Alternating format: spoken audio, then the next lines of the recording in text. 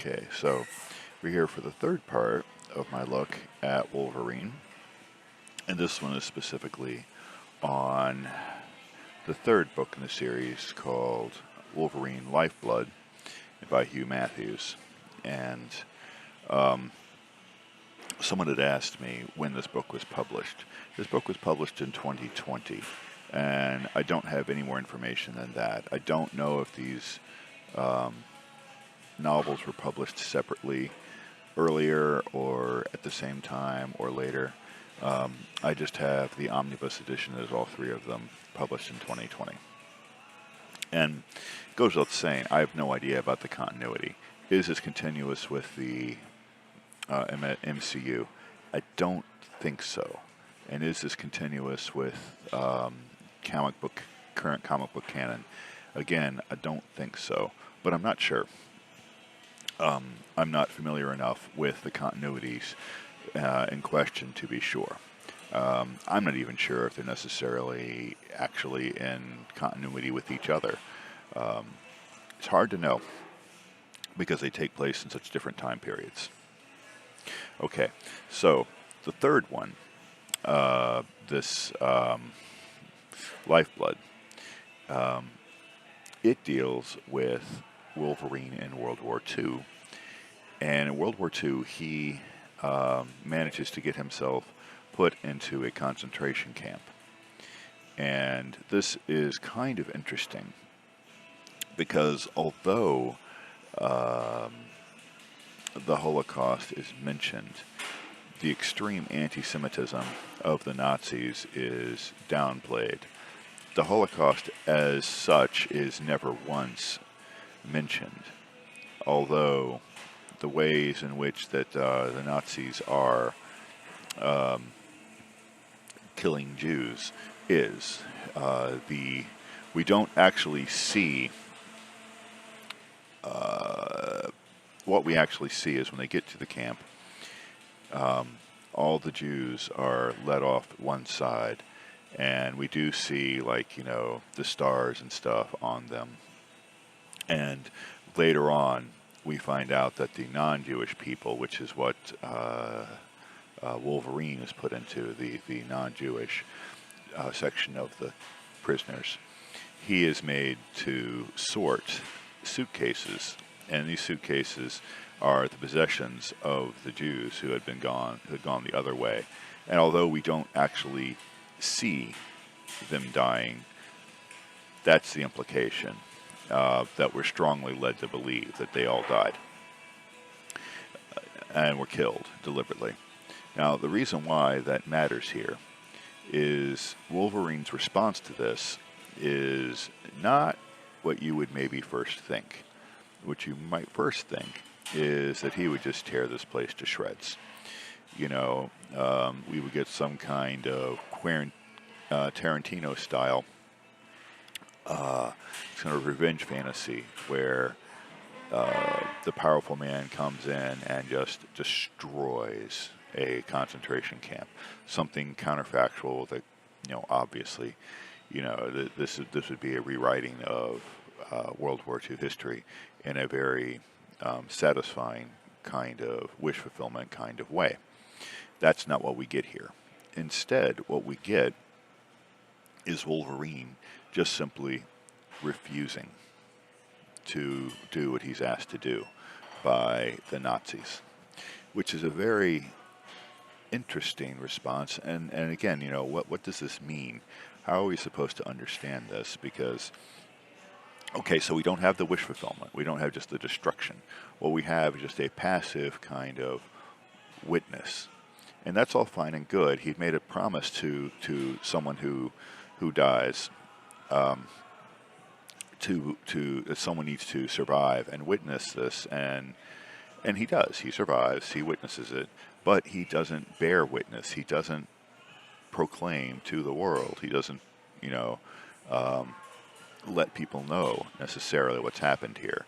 So that's a little bit problematic. Okay, surviving, great. Being a personal witness, great. But you also have to bear witness to fulfill the burden of that particular call. But what happens is the commanders of the camp, of course, are not happy with him doing this, so they kill him.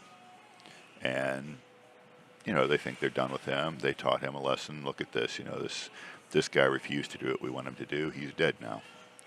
Well, of course, he comes back to life. And they kill him again. And he does the same thing. He just watches, no violence. He just watches, comes back to life. And this happens enough that the first commander of the camp apparently goes crazy from this and commits suicide. And another guy comes in, and the next guy comes in, starts to go crazy. And his supervisors come in to see what's going on. They don't get it either, and so they're going to replace the second commander. But before they can, the second commander takes Wolverine and ties him to a chair. And then he drinks bottles of wine while reading German literature to him about the will.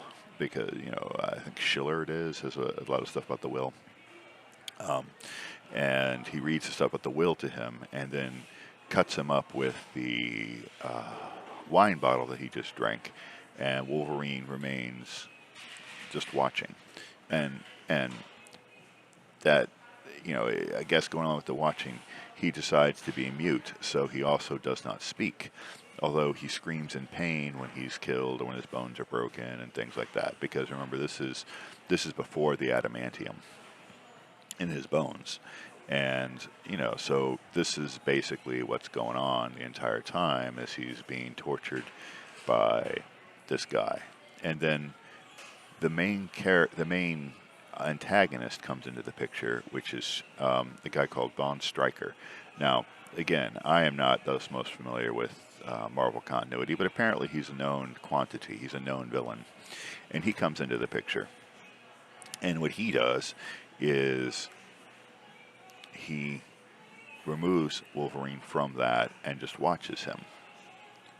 And watches him heal. And then does little things, just gives this little small cut, watches the cut heal.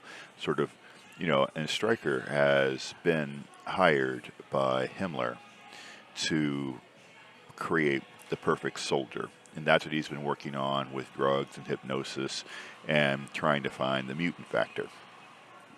And so this Wolverine is like his ticket. Now, of course, at this point, Wolverine doesn't have the name Wolverine. He in fact, what does he go by? He goes by Hugh something or other. I don't remember what it is. He goes by a different name at the time.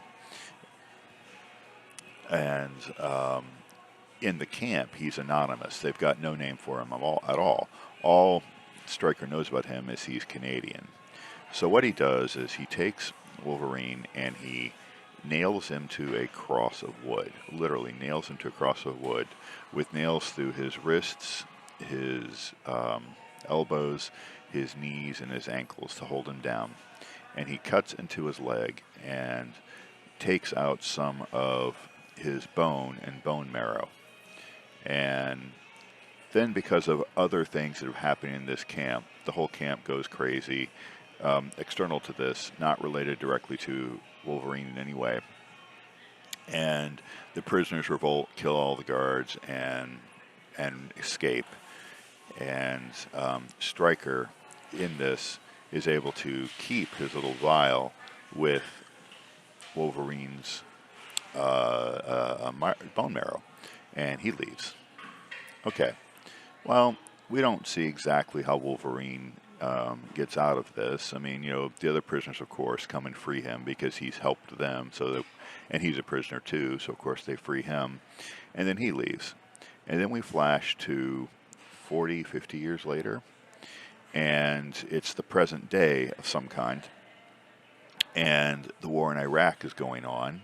And Stryker is working with a group of Muslims who want to strike back against the United States for what they're doing in Iraq.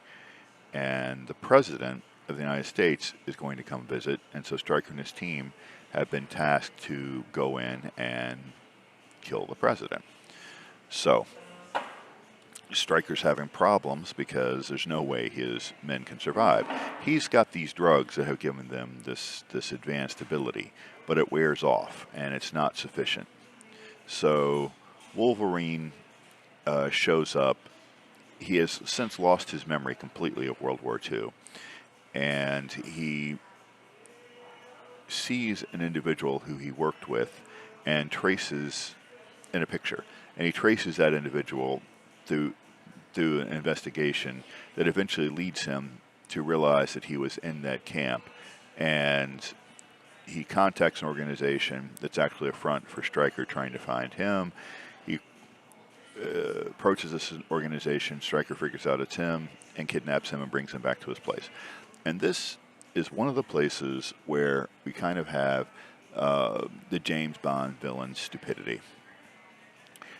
Stryker doesn't know about the adamantium. In fact, at this point, neither does Wolverine, because his memory has been erased, and he's actually been given an inhibiting drug that prevents him from putting out his claws. So neither one of them knows that he's got those. But what does Stryker know? He knows back 50 years ago, when he had this guy captured in World War II, he had to strap him down. What does he do this time? He doesn't strap him down. He just lets him wander around. And then inevitably, what's going on here is that bone marrow helped Stryker personally, not help his fighters, just himself. That blood helped him have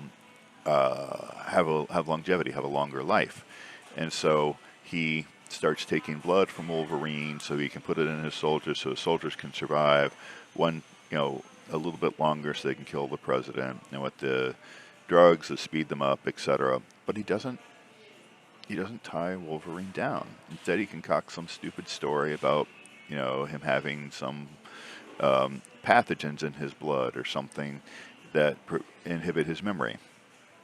And this is just James Bond level stupidity. And of course, scientifically all this is stupid anyway, but that's beside the point. And Wolverine, of course, eventually figures it out, eventually gets away. He kills everybody, saves the president, etc. Stryker, I think, survives. It doesn't matter. Not really, because he's just a villain for another day kind of thing. So what's going on here with Wolverine? And that's the real question, because it's not meant to be realistic. It's some kind of, although not exactly a Tarantino type wish fulfillment thing, there is a sense in which what we're seeing here is a regular soldier, and a soldier who suffers from some kind of PTSD or some kind of survivor guilt. Survivor guilt is, when you go through an extreme situation like the Holocaust, and through just random circumstance, you're the one who survives, where everyone else, again, through random circumstance, are killed. That's specifically survivor guilt, because it's difficult to internalize that complete randomness. So it feels in some way that you're guilty for surviving, that you did not die with the others. And PTSD can have a very similar kind of thing, where someone who's gone through extreme trauma, can't deal with the fact that they managed to survive it, or they can't deal with the fact that it happened, that it was, again, particularly with soldiers, typically a mostly random, non-directed, non-personal thing. Now there are other kinds of PTSD. There are other kinds of survivors. There are people who have survived personal attacks and SA and things like that. So I'm not trying to make a blanket case here, because I think that Wolverine, his whole story is random mutation causing this to happen, a universe in which things happen at random. That is the Wolverine thing, and surviving in this world, and not being able to die. Not only not being able to die, but alcohol doesn't work. Other drugs probably don't work to deaden the pain, to deaden the knowledge. And that's the thing. Yeah, he survives, but it's painful every time he has to put out his claws. It's painful every time he's hurt. When he gets shot, it still hurts. And before the adamantium, his bones would break, and that, according to the novel, is the most painful that there is having your bones break. Now, I really wouldn't know, but obviously those are traumas visited on the body. And even though he consciously doesn't remember a lot of the trauma he's been through, there's still trauma in that body. And there's long-term trauma in that body. It's the trauma of a civilization. And that makes it very interesting that he's Canadian and not American. Why is he Canadian? I don't have a good answer, except for maybe as a Canadian, he's a little bit detached. He's one level away from being personally involved in anything.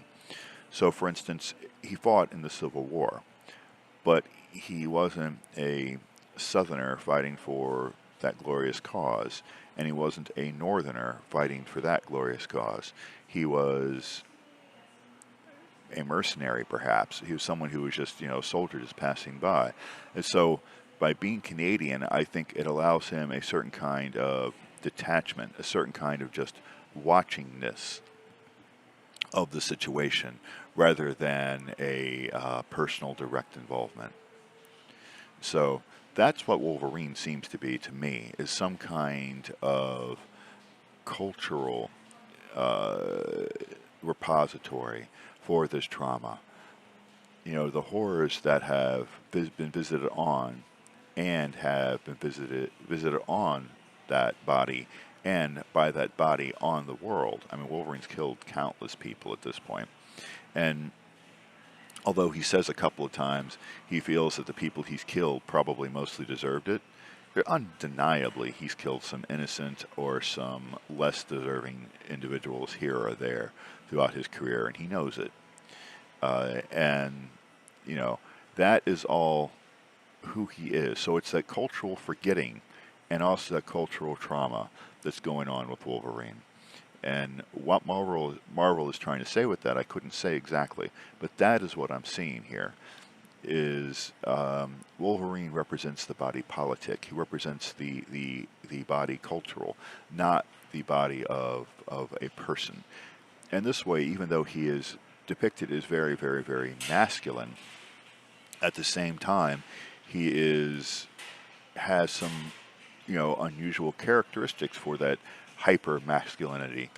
He's not necessarily intended to be very attractive. He's meant to be kind of almost menacing, and he's short. Although he's very muscular, he's short, and he's very gruff and doesn't have a lot of contact with his emotions. Again, there's that. That's a we tend to think of that as a masculine trait, but that's also a trait that's oftentimes associated with people who have been through PTSD or who have been through survivor guilt and that kind of thing. They don't want to be in touch with their emotions because their emotions cause them more pain. And that's exactly what we see with Wolverine. And so, it's a sad story in many ways. Wolverine is an extremely sad character. And I'm not sure how that relates to the MCU or other depictions. But anyway, that's my take on this book. This has gone on long enough. And next week we will be back to Proust, I think. So, until then.